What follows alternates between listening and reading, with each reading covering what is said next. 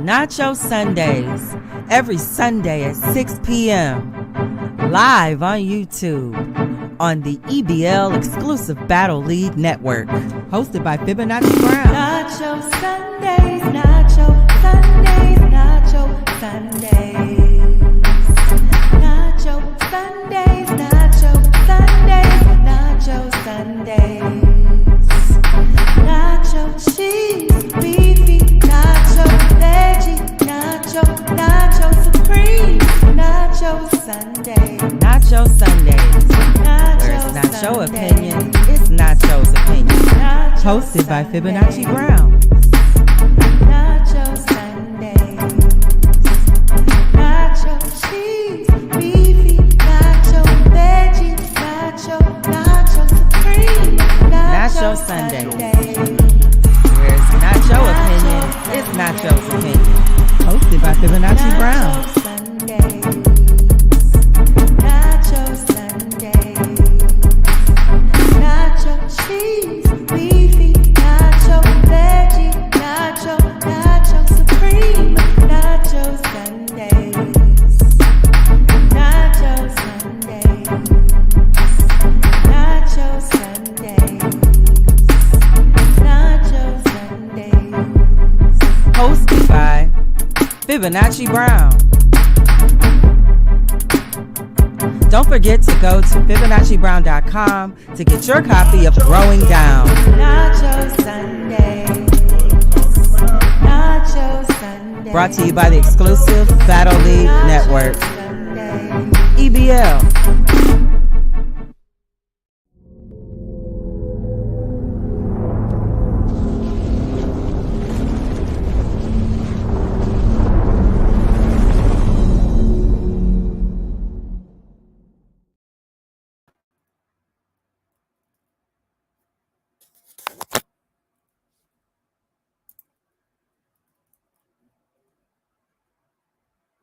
What up, though, family? How you doing on this glorious Sunday? As I understand, there's a huge Nacho Sundays logo over my face right now, so I am working to try and get that switched over. So give me one moment while I work on that, and I am going to give you something to listen to while I fix it.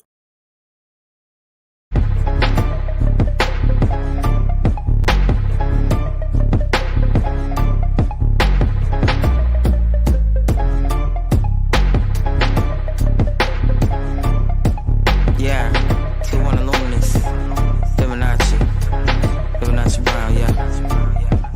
It's fuck these oplings seeking refuge in my mental. This wish a nigga was central. Make sure it's holy in your temple. You a vegetable when I'm in the room, and I'm vegetarian when I eat my food. Palms together when I pray on you, cause the chef about to use her favorite tool. Chop, cut, slice, dice. Shit, I ain't even got a knife. Seem like when I spell it in a rhyme, I cut a motherfucker up and serve him over rice.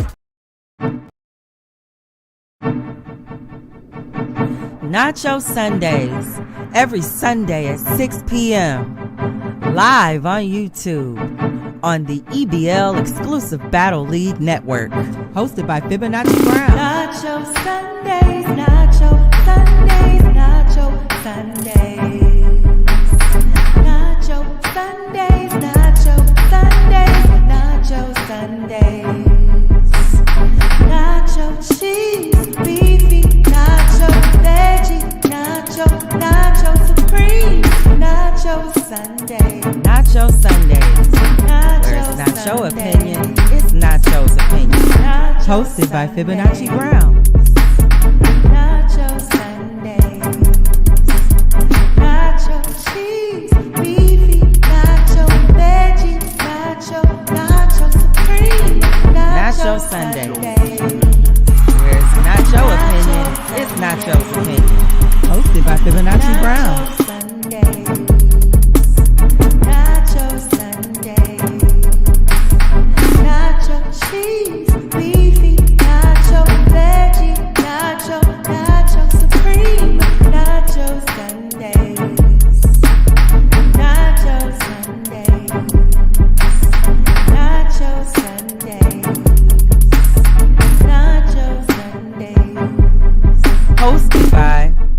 FiboNacci Brown. Don't forget to go to FiboNacciBrown.com to get your copy of Growing Down. Nacho Sunday. Nacho Sunday. Brought to you by the exclusive Battle League Network. Sunday. EBL.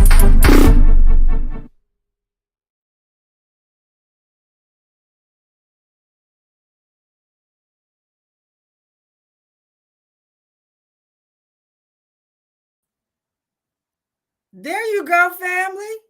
We had a few little things we had to work out this evening, but that wasn't going to stop us. So welcome to Nacho Sundays, where it's not your opinion, it's Nacho's opinion. I am your host, FiboNacci, Big Nacho Brown, and we have got quite the show packed for you today. So before we get to devour our nacho, layer by layer, we are going to get our announcements out of the way, and then we are going to dig into our nacho.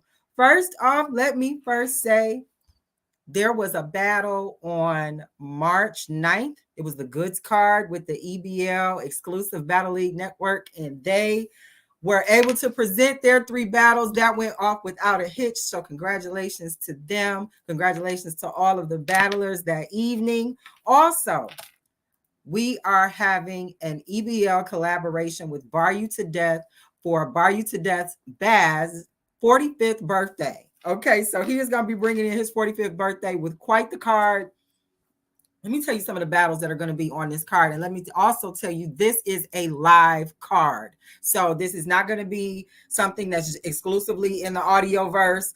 You can actually pull up to this battle. So some of the people who will be presenting that night will be Greg the Great versus Revenue. Now, I want to first apologize to Revenue. I have been butchering his name for 2 weeks, and his name is not Renew. It's not Review. It's Revenue versus Greg the Great. I think that's going to be a good battle. Greg doesn't let down or disappoint. So I anticipate anybody they will put him up against is going to have to come with their A game. Also, Taz the Animal versus Jay Owens. DC Banga versus Miss Petty. Now, I'm a Miss Petty fan, so I haven't seen her ever come to a battle unprepared or not ready. So, and plus she's a lady, so I'm voting for the lady. So I'm looking forward to Miss Petty bringing what she brings to every battle. Also, we got Brills versus Young Ro. If any of you guys have ever seen Brills in a battle, you know that's a treat in itself. So he's going to be battling live. So you can actually pull up to this battle.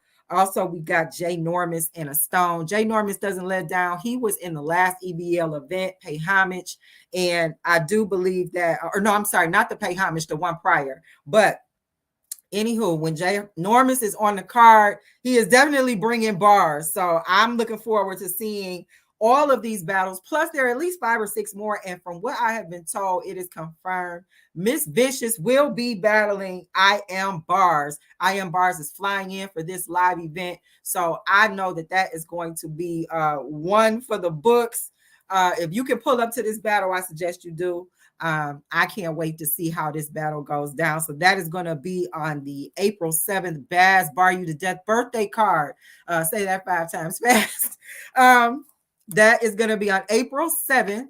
And again, this is a live event. So I suggest that you guys make sure that you are tuned in to the exclusive Battle League Network, as well as Bar You to Death, to make sure that you are on all of the platforms to get all of the details leading up to this event. Now that we have gotten that out of the way, I want to dig into some of the other announcements.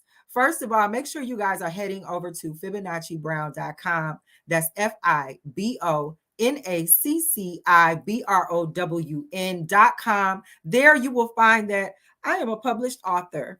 I have written a book called Growing Down, The Observation of the Masculinization of the Black American Woman. And you can still get that book at the introductory price. Make sure you peruse the website so that you can see some of the other media links that we have, as well as get your copy of Growing Down.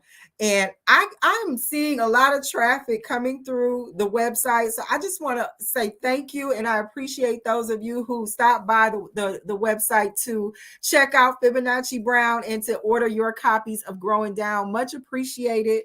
Also, I do music. And as you may know, in my Nacho-tarians who tune in every Sunday, you guys already know, I am definitely coming out with an album this summer, this spring, Scription Volume 2 with my better half, 2-1 Illuminist. And we have got a single out right now on YouTube, heading to you on other media platforms very soon. The single is called Oplings. I will be showing that later on the show, so make sure you stick around and catch that. And also, make sure you're subscribed to all of the EBL links on Twitter, or formerly known Twitter, but X, as well as finding them in Discord. So now that we got those announcements out of the way, it's time to dig into our nacho. And as we start off digging into our nacho, we get into the nacho cheese. Nacho cheese is where we talk about our money, how our money can work for us, ways we can make our money work better, ways to just understand our money. And speaking of understanding money, this week's cheesy nacho is going to be about tipping. Listen. Tipping has gotten completely out of hand. This is Nacho Sundays, where it's not your opinion, it's Nacho's opinion. And as far as I'm concerned, tipping has gotten completely out of hand. I am not understanding why, if I go in the drive-thru and I order something, for some reason, the person at the drive-thru is sticking a gadget in my face, asking if I want to tip because I made an order in the drive-thru. That to me is a bit overboard. But before we get into my opinions on tipping, let's definitely get into a little bit of history. So tipping started allegedly in the medieval times around the 1600s in the form of gratuity. This was something that the aristocracy thought would be a way to show the less fortunate that they were appreciated. So people who were considered to have riches would tip people in service fields in order to show that they were showing gratitude for the service that they were providing. This was something almost exclusively done by people who had more or were considered rich, and exclusively given to people who were considered automatically less fortunate. Around the 1800s, tipping showed up in the United States, brought over by other European countries. So people from Europe who were coming over to the United States, they had begun to show this gratuity when in service engagements. And although it was something that was seen as taboo in the beginning because it was looked at as an insult in the United States, ultimately it caught on, and it became a global practice after this, or it became a global knowledge of the practice after this. However, it wasn't always accepted globally. So where tipping caught on rather well in the United States, other countries have seen tipping as insulting, and they look at it as something that you have to be kind of arrogant to do, or think you're better than to do. And some people get offended if you try to give them some extra money for a job they did. They feel they charge you for what the job is, and you give them what they requested to be paid, and to try to give them more suggests that they are poor or less fortunate, and they are insulted by that. So the United States, on the other hand, has definitely taken tipping to a whole nother level. We have gone from it being something that I almost always saw exclusively in maybe valet and restaurants growing up. You definitely tipped your service team at a restaurant, and if someone parked your car, you definitely tipped that person for handling your automobile. But it has gone from that to, I know, coming up through into the 90s or into the early 2000s with the onslaught of stripper culture. Tipping went completely out of hand, where in order to show that you were that person, you went into these strip clubs and you made it rain. Just literally raining money. And although you might find that same person reluctant to do that in their own neighborhoods where they could actually help their next door neighbor, they would much rather spend all of that money on someone in a club who is taking all of their clothes off or most of their clothes off and filling this fantasy that they have. So tipping at that point was already looked at as an extreme when you could make it rain in the club. But seems a graduation from that is people are now expecting you to tip regardless of what type of service you receive. They are expecting you to tip just because you are patronizing their business. And if you don't tip, they use that as a means to gauge your financial situation and will definitely call you broke if you aren't tipping. So tipping, where it was once looked at as an insult, has gone to now it's insulting not to tip in the United States. And in my opinion, and again, this is Nacho Sundays, where it's not your opinion, it's Nacho's opinion. Some of this has got to stop.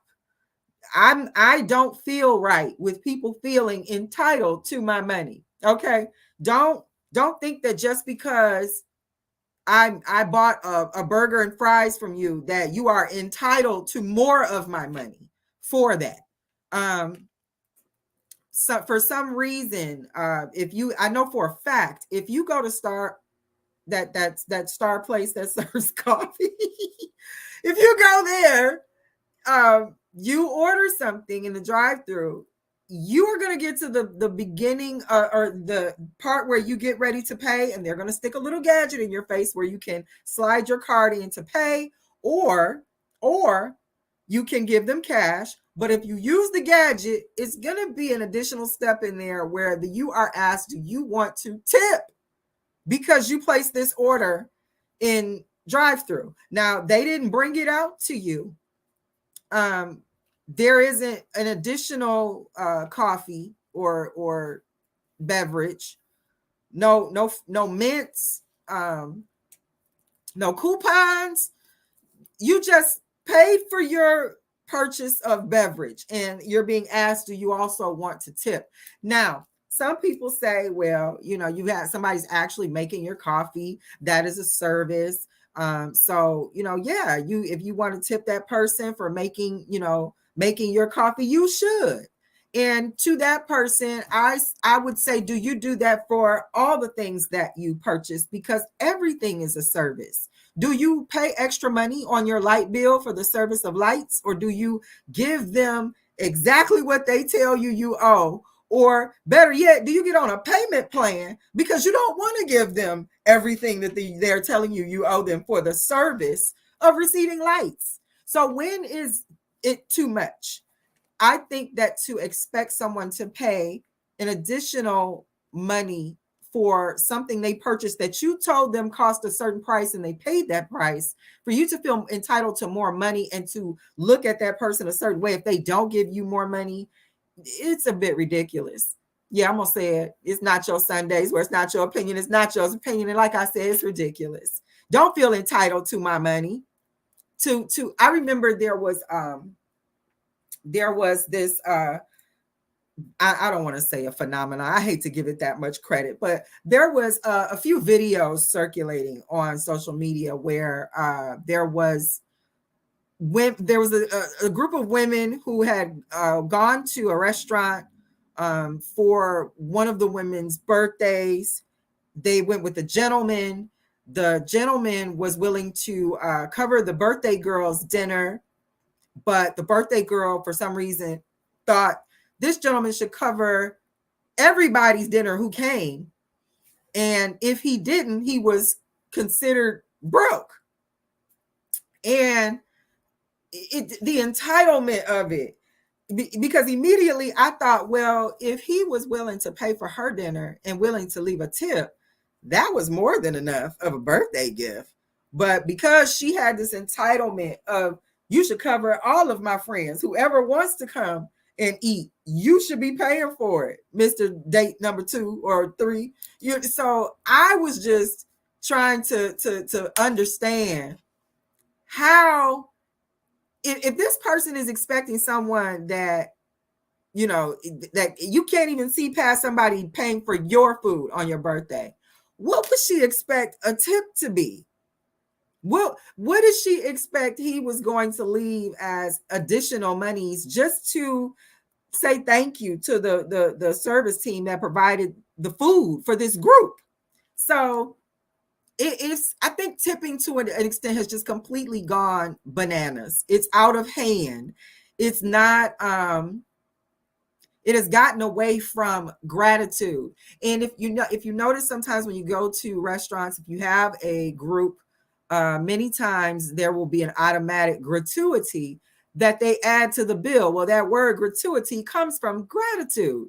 And it's a way that you show your gratitude for the extra effort that may have gone into providing this service for you. Maybe it's not a huge deal to have to make a meal for 1 or 2 people, but when you have 10 and the team has to go into overdrive to make sure that all 10 of the guests are accommodated, as well as not losing momentum with accommodating the guests that are already there, you show your gratitude through maybe an additional bonus payment.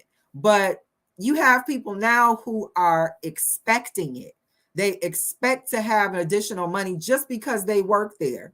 It's like, oh, I'm gonna just go work at this restaurant because, I'll get tips.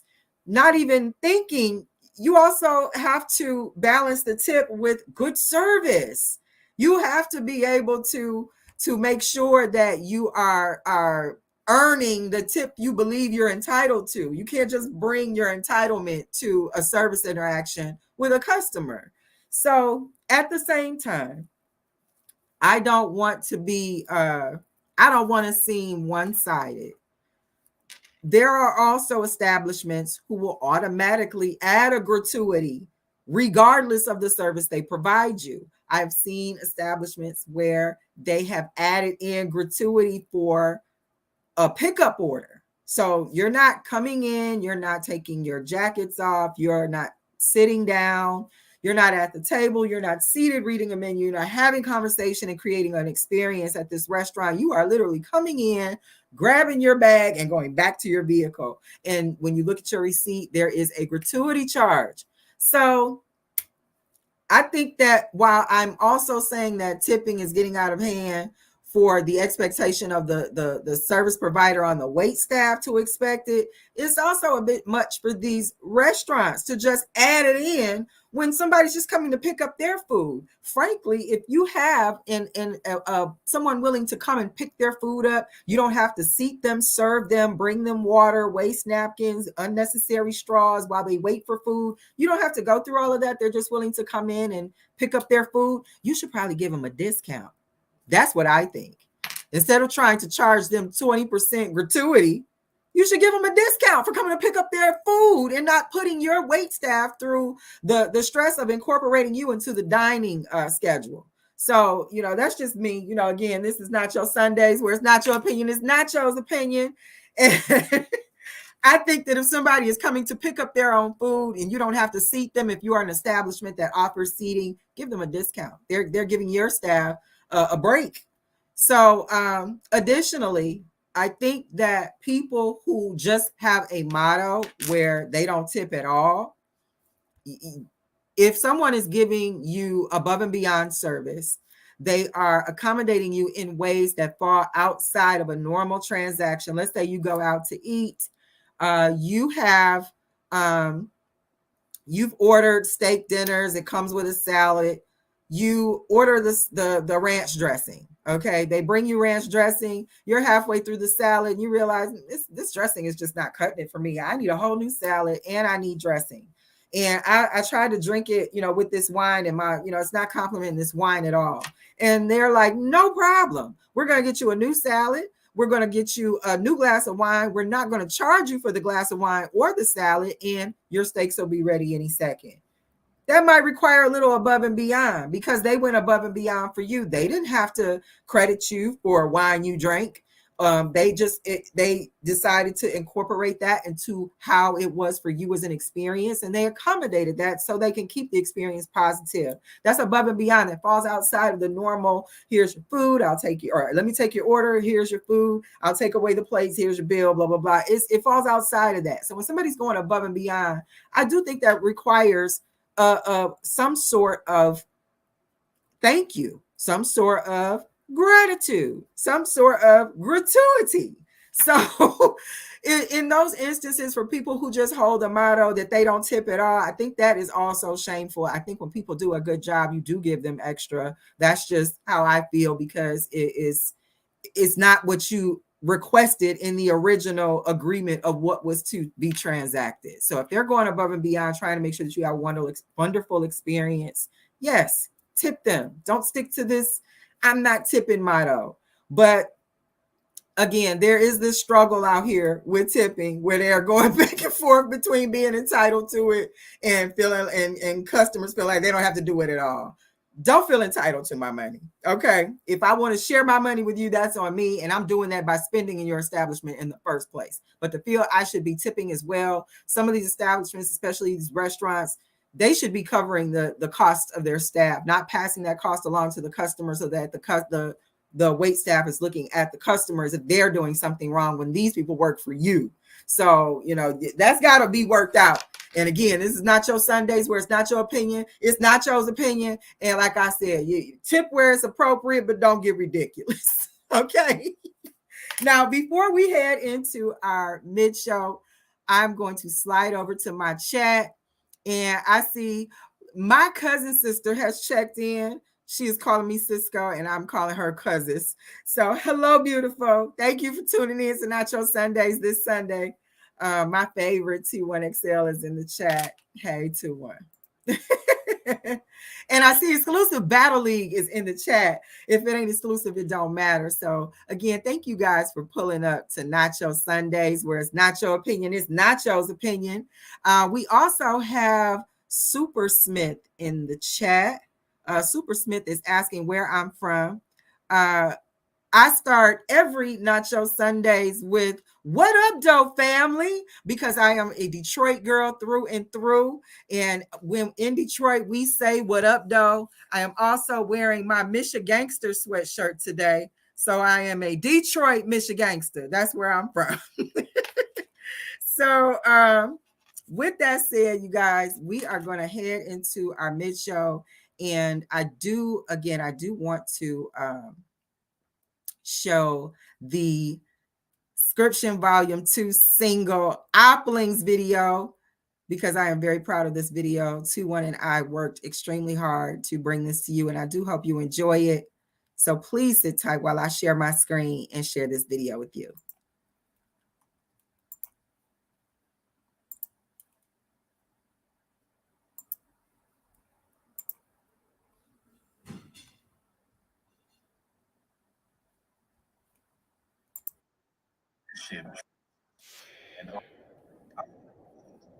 The tuning forks in reverse frequency to heal myself when necessary.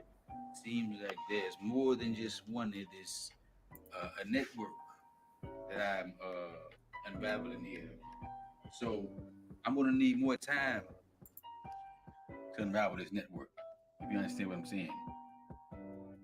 Over in our mothership, see you soon. And trust would have your people ready to lead these motherfuckers to doom. You can always trust and trust.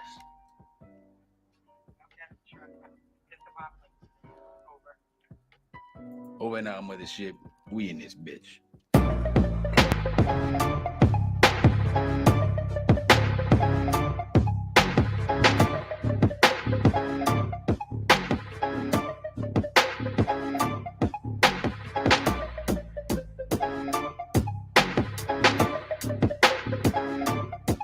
Yeah, T1 Illuminous, FiboNacci Brown, yeah.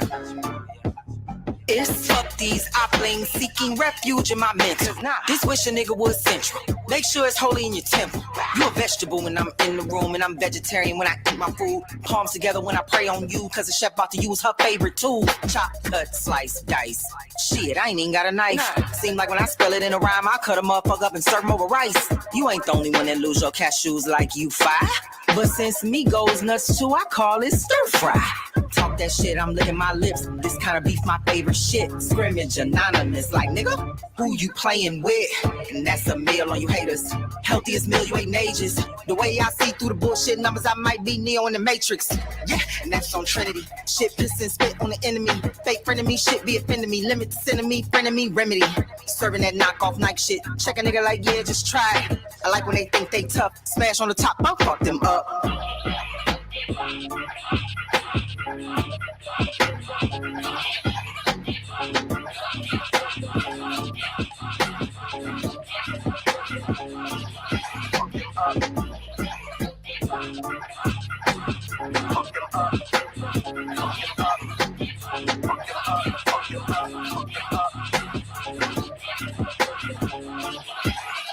You can say you seen what you seen, but that don't really mean that's what you really saw. Shape shifted, face different, hate different, waste time and space different. Bing bong, ding kong, big lies about the size of King Kong. With a rhetoric's rhetorical like Solomon, you better put your ring on, cause the stove is really hot.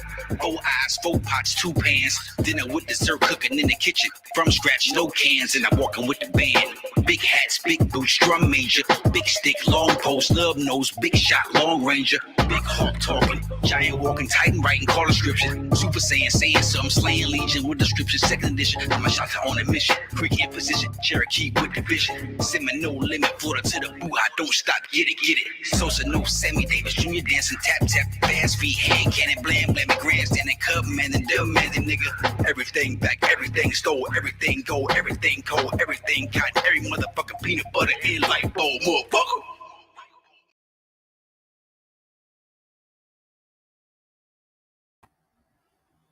What up, though, family? You just watched Oplings from Scription Volume 2. That's going to be out this spring. Make sure you go ahead over there to the YouTube video and run my numbers up. I'd appreciate it. Thank you in advance. And we will be right back. You are now listening to the Nacho Podcast, brought to you by the EBL Network. If it ain't exclusive, it don't matter. It's not your time to talk, it's time to listen. So pull up to the table with your plate and pay attention. It's not your time to talk, Nacho Sunday. It's something different. This is not your opinion, and you don't wanna miss it. It's not your time to talk. It's time for the show.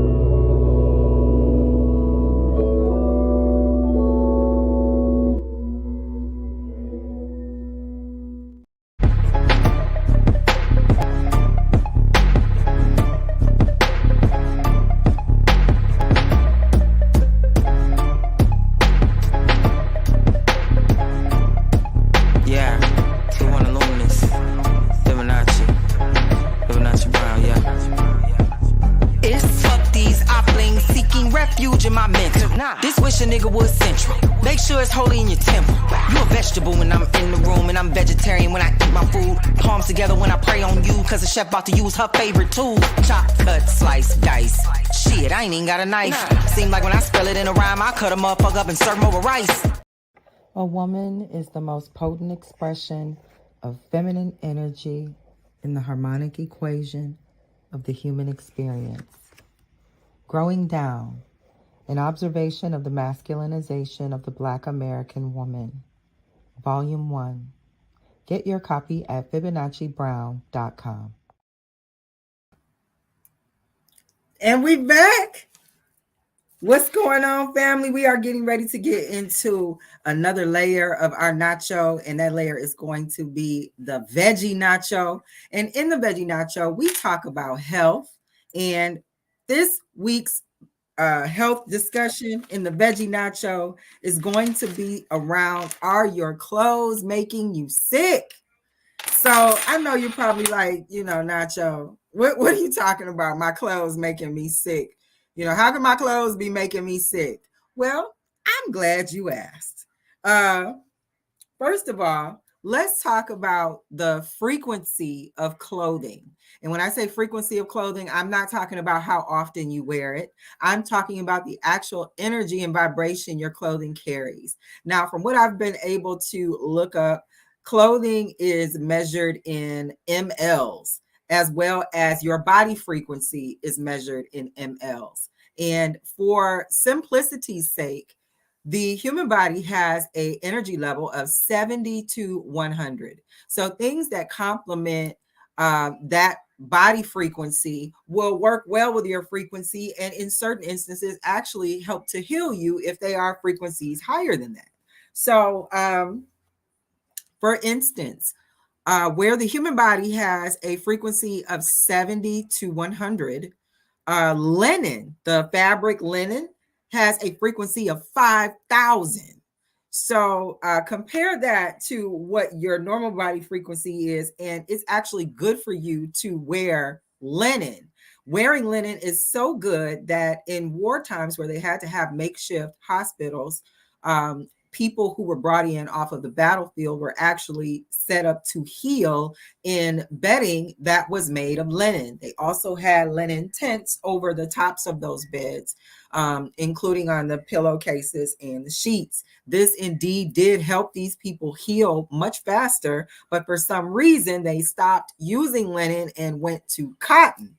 Now, cotton is not a bad choice at all. It's actually a 100 frequency, so that is definitely a compliment to the human body. So if your human frequency is 70 or 80 and you're wearing cotton, and that cotton is not processed, it's not bleached, we're talking about just organic cotton, that can actually be beneficial for your body to wear cotton fabrics. Now, I did bring up processed cotton, bleached cotton, because that definitely carries a different frequency than organic cotton.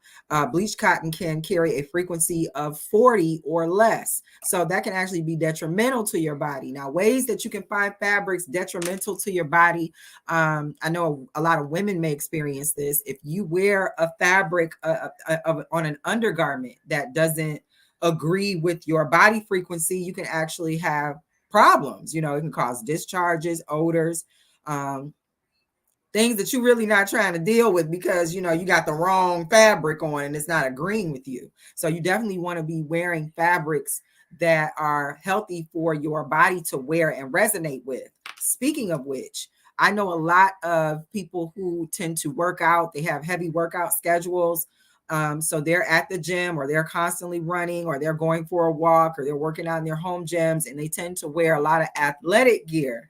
A lot of the athletic gear tend to be made out of something called dry fit. This dry fit is supposed to be able to help with sweating, and a lot of people like that when it comes to them working out and perspiring quite a bit. The problem with that is that the reason it is preventing the sweating for preventing the perspiration is because this is made out of plastic. It doesn't breathe very well, and it doesn't really come up as compatible with the frequency of your body. Dry fit materials come in at a 10 on frequency. And again, the human body is a 70 to 100. So if you're wearing a fabric that's a 10, it's definitely not going to be beneficial for your body. One thing that would concern me about a fabric that's made out of plastic and I'm sweating is that if I'm sweating to detox and get things out of my body, I don't want to wear something that's going to trap those things into my body so that I reabsorb them. So if you're wearing dry fit, please be careful. Make sure that you are allowing your body to properly breathe and perspire so that you can get rid of the toxins that come along with a good workout. Also, anytime there's a detected illness in the human body, it's gonna be at roughly, I don't want to say it's like 60, but maybe around 50 frequency. So at that point, you want to start to make sure that you are taking care of yourself, but you are also wearing things that will help your body to heal properly. So I noticed when I was researching this particular subject there a few things came up. One thing that stood out to me is where there's a Bible verse. I want to say it's I thought I had it noted. Forgive me, guys, but I want to say it's Deuteronomy 22. Yes, Deuteronomy 22:11. Do not wear clothes of wool and linen woven together. And I know that for a Bible verse, some people might be like, why would they suggest that in the Bible verse? Well, the reason is linen and wool, although they both carry a frequency of 5,000, one is a positive 5,000, one is a negative 5,000. And to wear them together, they will cancel each other out. So although you might want to wear wool to stay warm or to layer your clothing, you don't want to pair that with something that's made of linen, because the frequency of the clothing will actually cancel each other out. So I thought that was very interesting that they went so far as to mention that in the Bible. Additionally, other fabrics that you might be asking about, I thought I saw somebody I thought I saw somebody asking about something in the chat, but some other clothing fabrics that you might be wondering about. Silk has a frequency of 10. Rayon, a frequency of 15.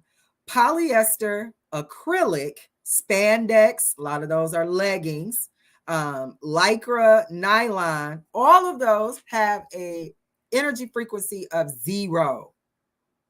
So all of you putting on those leggings and you feel free, it's not healthy to your body energy to wear leggings. It's suffocating. It's not allowing proper breathing of your largest organ, which is your skin. So just keep these things in mind when you wear these things with frequency. That's polyester, acrylic, spandex, lycra, and nylon. Silk is at a 10, rayon is at a 15, and bleached cotton is at a 40.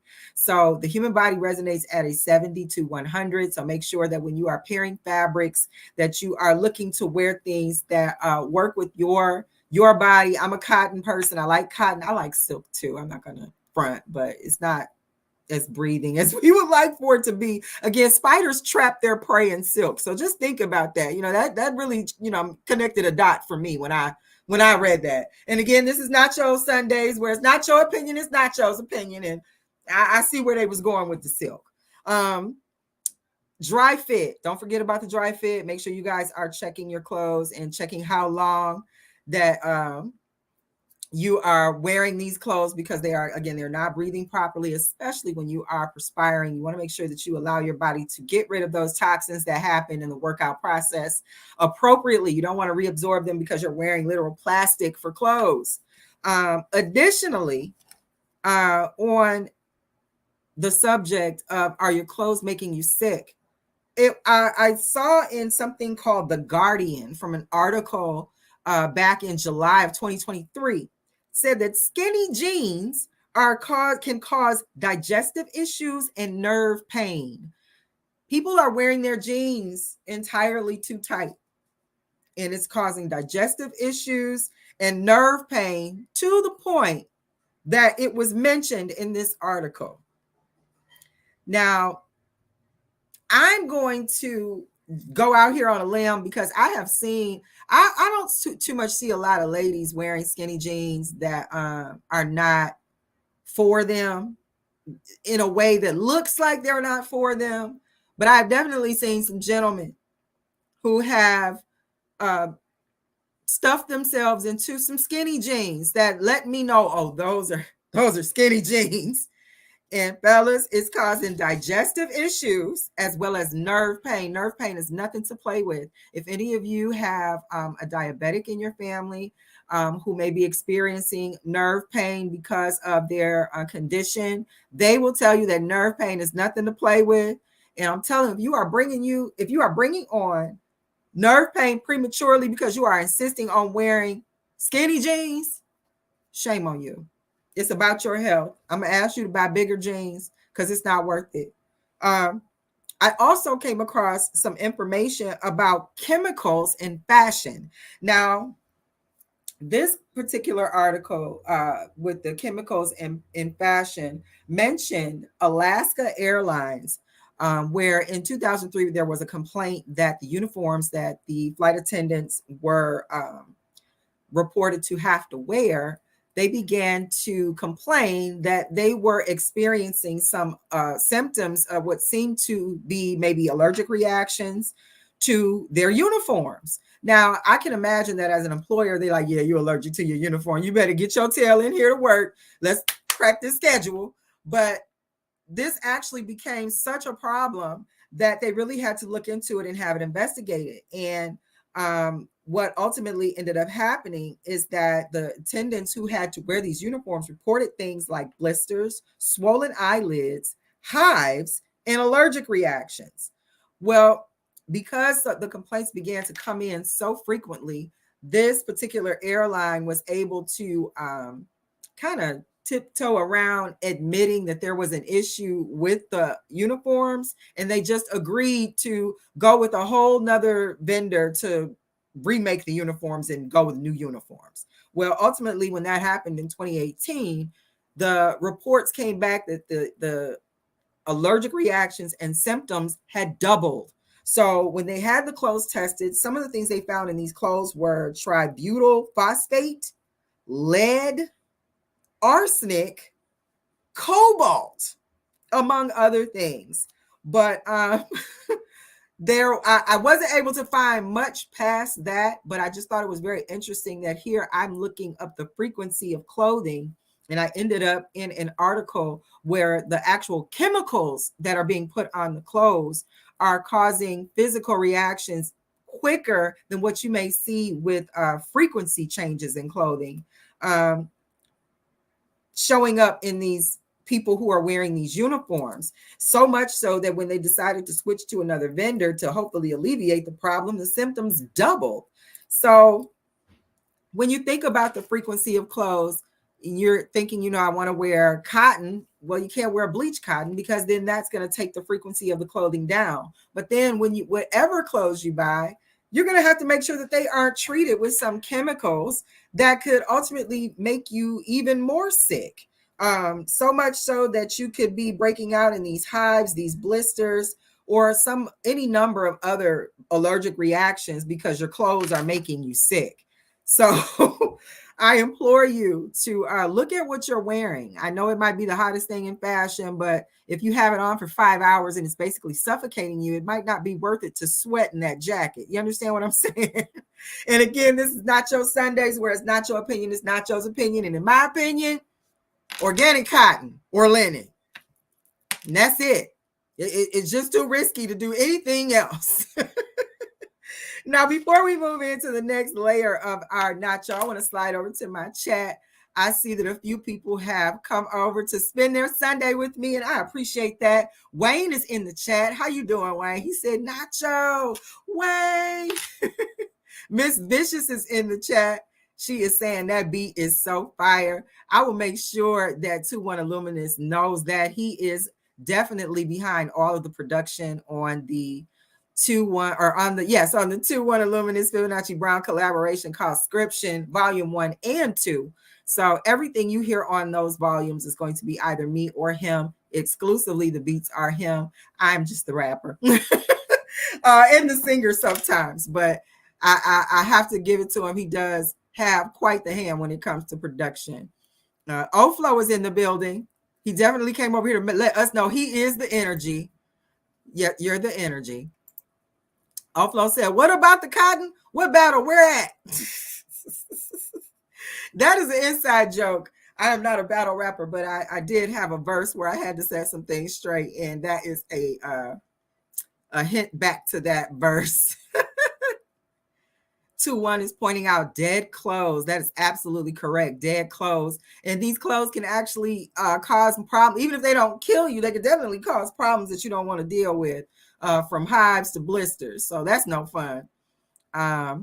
And Lyrically Inclined TV has come over to hang out with us on Nacho Sundays. We definitely appreciate that.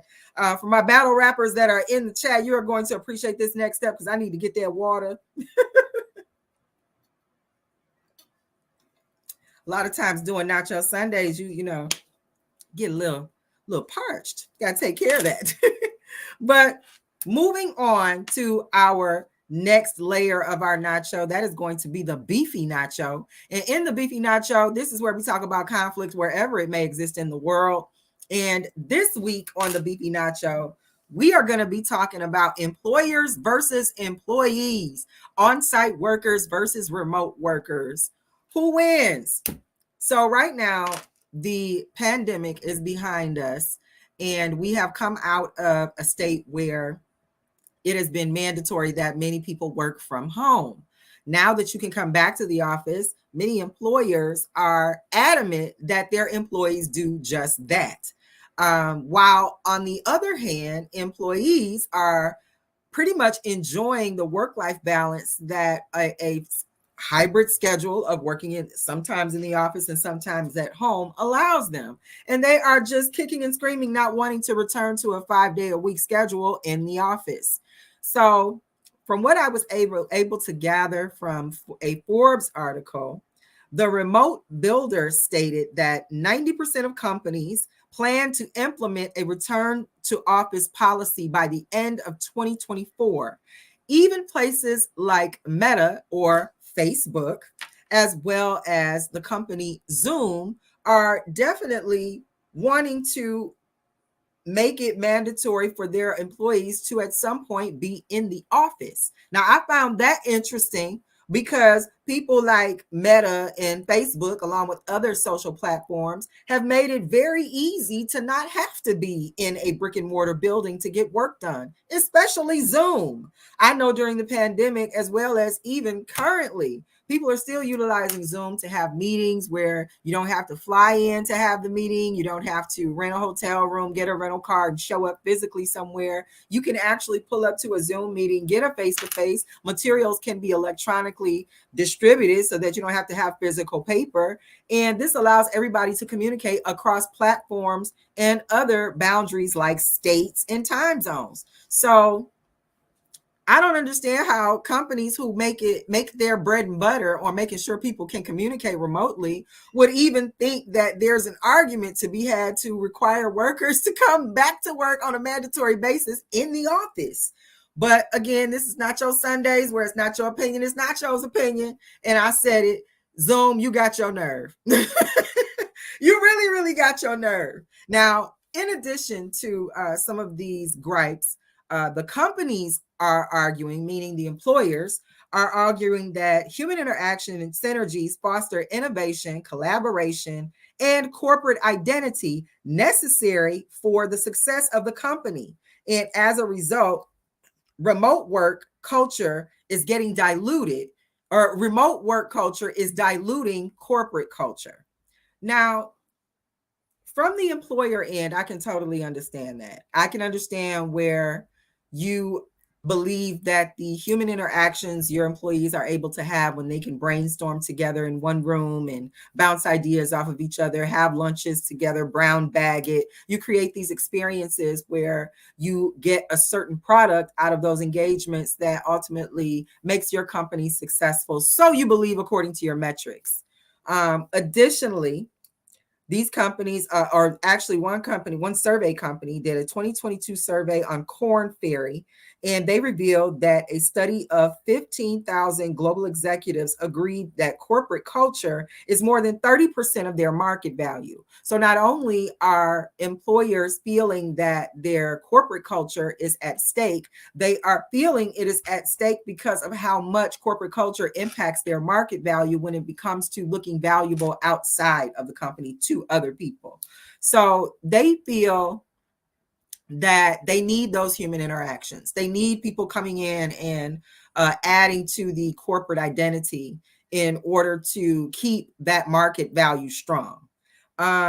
Employees, on the other hand, are saying that according to Bankrate survey, they revealed that 68% of employees prefer a hybrid schedule with at least one day working from home, and the unmatched work-life balance is even pushing some people to actually walk away from the traditional 9 to 5 days a week, because they don't have a hybrid schedule. Additionally, the stress of the commute is also something that employees have highlighted. as well as easier morning with the family, where everybody is not rushing around to get out of the house at a certain time, where you can be home to be with your family, see your kids off to school or off to the bus stop, even drive them maybe, make a breakfast for your family as opposed to putting in the microwave or doing, cold cereal or something like that. People are actually seeing a value in that they don't want to give up to go back into the office. Additionally, people are not looking forward to spending the gas money or the stress of commuting to go back and forth to the office. They don't want the stress of traffic. They don't want the stress of being on a bus or a carpool. They just don't want to deal with it when they could be at home and get the same job done. Also, people like the fact that they are able to complete household chores while parallel working from home for the corporate office. So while you're waiting for that report to run, you can vacuum your floors or you can do the dishes. And this ultimately, what the survey revealed, allowed people to have more enjoyable weekends because they are not spending their weekends playing catch up from what they weren't able to do throughout the week in their own lives.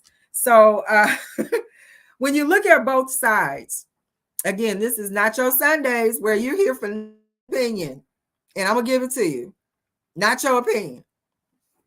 I think that some of these companies who are eager to see people return to the office and eager to see everything go back to, for lack of better terms, the way it was, I think that they are not taking into account the total impact of technology and social platforms. One thing that was mentioned in this research about this remote work versus on-site is that some employers have expressed they are concerned about mass exodus, a mass exodus of talent where their talent has been lured away from their brick and mortar building for a more lucrative position that allows them to work from home at least one or more days a week. Additionally, they are struggling to find ways to make working in the office more attractive, considering the mass implementation of remote work with the pandemic. I think that some of these companies are not taking into consideration the impact of technology. I also think that to some degree, these companies they might be misled by the synergies they see in human engagements in the office. And when I say misled, I think that sometimes you just have a group of good people who tend to have a good chemistry, and you ultimately believe that anytime you get a group of people together, you can recreate the magic and capture that lightning in a bottle. And I don't think that's all true. I think we are in a different time where we have a different brick and mortar worker than we did maybe in the late 90s, early 2000s, where catching lightning in a bottle with these types of groups was more popular. The worker that's in these positions, in these brick and mortar buildings, is a different type of worker. They have different types of challenges, and they have different types of opportunities outside of having to come into a physical building. And I think that some of the employers that are wanting workers to come back into the building, and it's like, okay, now I got you all in your seats, do the magic. And thinking they have the worker from the early 90s or the 90s and late or early 2000s, they think they have that same worker, and they don't. You have a worker who is a lot more social savvy when it comes to technology and electronics.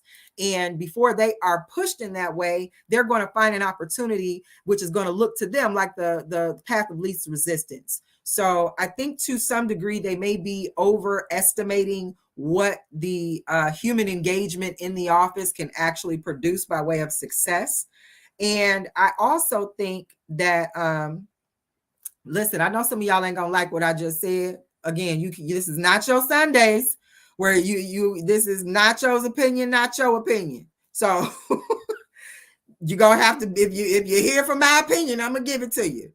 Additionally, I also think that some of these companies who are trying to get people to come back into the office, thinking that they are missing out on something, or something is lacking by them not being there. I think they are totally dismissing the credibility of virtual synergies. You can definitely create a synergy and a chemistry with a group of people in an online environment.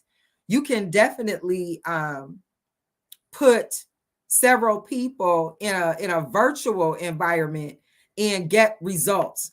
I don't think that it's fair to say that companies like Zoom, who want their workers to come back into the office, can at the same time discount the effectiveness of being able to work remotely in a team environment. So, if that's the thought process, make it make sense, because I don't see how a company who makes their bread and butter on being able to facilitate effective team meetings can suggest that people need to come back into the office and use the statistics from a survey company who suggested that 2/3 of a 15,000 executive group survey believe that they need to have people coming back into the office in order to be successful, because it's so much of their market value. I think if their market value is that reliant on physical bodies, that in some areas they may need to look at where they can slim down, but in other areas they also may need to look at how they can maximize their virtual presence. They may be missing out on some opportunities. And again, this is Nacho Sundays, where it's not your opinion, it's Nacho's opinion. And yeah, you might be leaving some money on the table by not taking into account what you can capture in the virtual environment, because you're using the physical or the on-site environment as a crutch. So get it together, corporate companies. It's not going to go back to the way it was.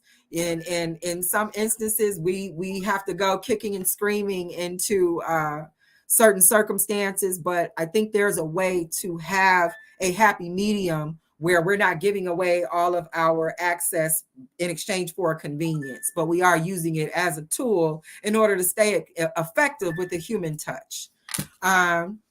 And with that said, I'm going to slide over to my chat before I get into the last layer of our nacho. I see that Oflo is laughing at me, laughing at him in my chat. Jules, thank you for subscribing. Jules Gaming Lounge, we appreciate you for joining the Nachotarian family on this here Nacho Sundays. And we are going to get into the last layer of our nacho on Nacho Sundays. And that last layer is going to be the Nacho Supreme. And in the Nacho Supreme, it's the knowledge nugget. It's things that we wish we knew sooner, things that can help us get through this thing called life, things we wish somebody would have told us when we were younger, all of the things that help make this thing called life a little more easier to bear. And this week, the Nacho Supreme nugget is understanding that having an angle does not mean you have a point. I'm going to say it again. Having an angle does not mean you have a point. Now, the reason I'm bringing this up is because, first of all, let me identify what I'm saying a point is. A point comes to a purposeful conclusion with leading supporting statements that make sense to the purpose of having the point. An angle, on the other hand, is a potentially unrelated caveat to a buzzword or phrase in an existing or current discussion.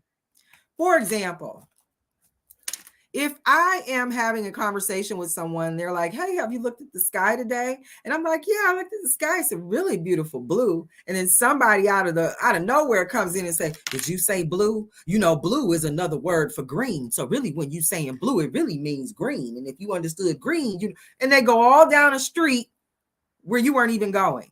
They had an angle. They didn't have a point. So sometimes you have people who they want the conversation to shift towards them.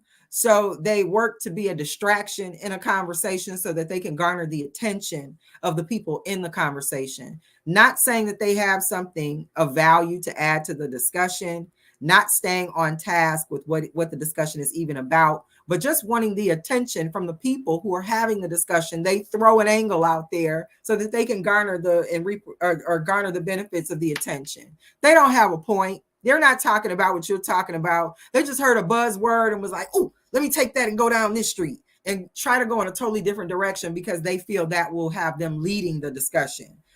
Sometimes people don't want to see you get attention on an intellectual level, so they'll try to tarnish you with angles. So rather than just wanting the attention from the people in the conversation, sometimes people just don't like the attention that you get for having certain information. Maybe you're really good at knowing how to do color in between the lines in a coloring book. And you've got two people listening to you talk about your technique. You know, first I go outside the line and then I go inside the line. And when I color in one direction, and they don't like that.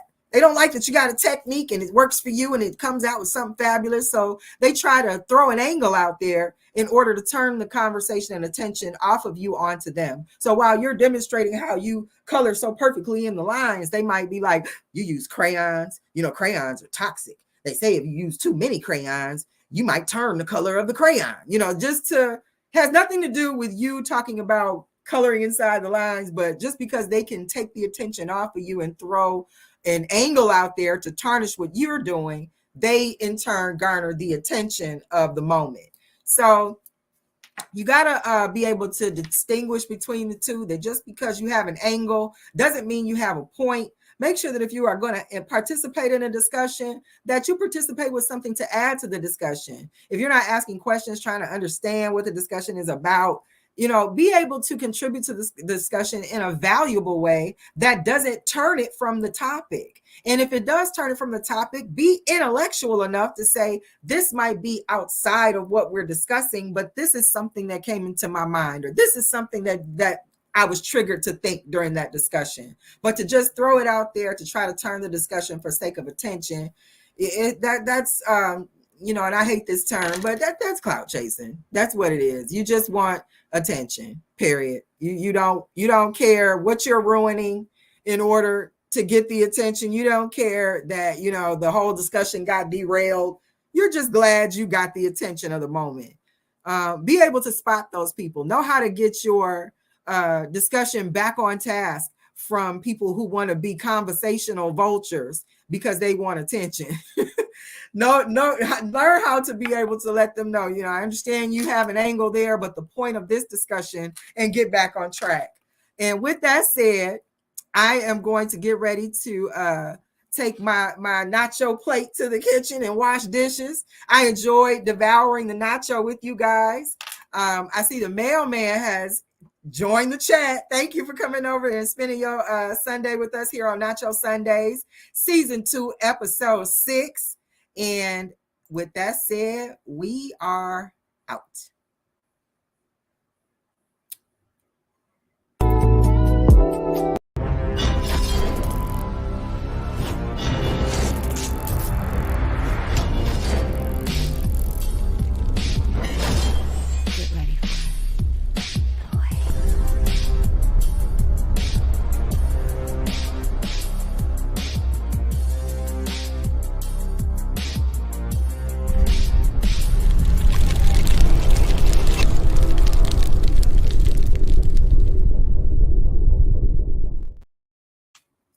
Real quick, guys, before I get out of here, I almost forgot.